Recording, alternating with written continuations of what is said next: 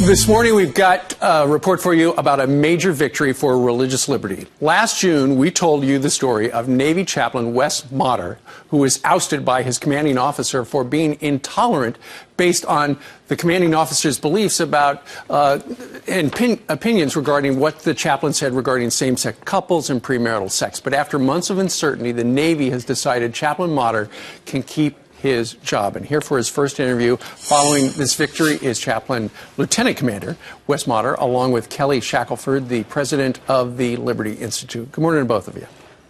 Good morning, Steve. Chaplain, let's start with you. To jog our memories, what did you do in the past that so infuriated your commanding officer that he wanted you thrown off the base?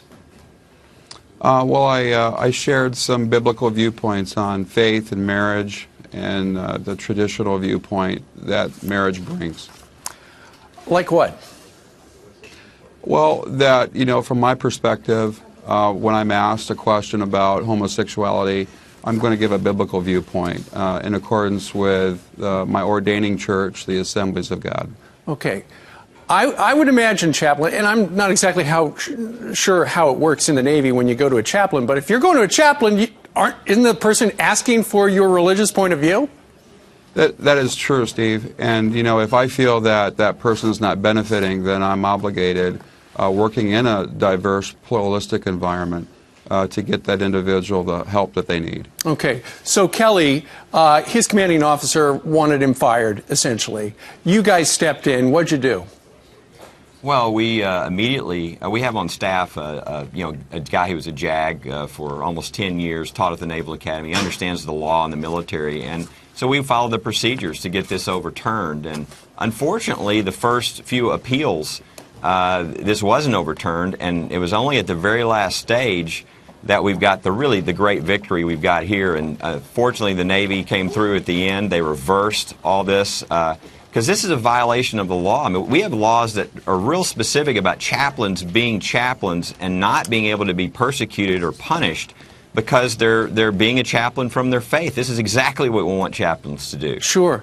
We've got a quotation from the Naval Personnel Command decision. It says, "Your request for detachment has been reviewed and is disapproved. I have found the evidence of substandard performance does not meet the standard of gross negligence or complete disregard of duty under reference." Okay, so legal jargon. You get to keep your job. You're moving out west.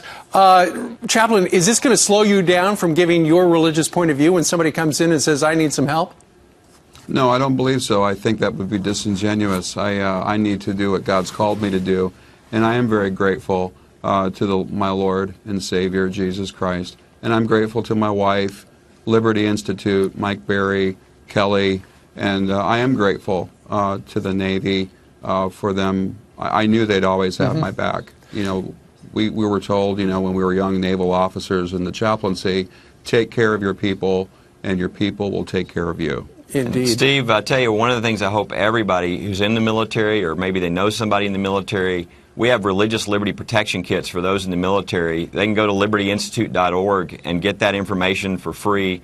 Our people who are serving us need to know what their freedoms are so that they can't be bullied out of the freedoms. I mean, they're already giving a sacrifice. They should not have to sacrifice the law and their rights in the military. Absolutely. All right. Kelly and Chaplain. Chaplain, good luck with your new job out in the West Coast. Thank you.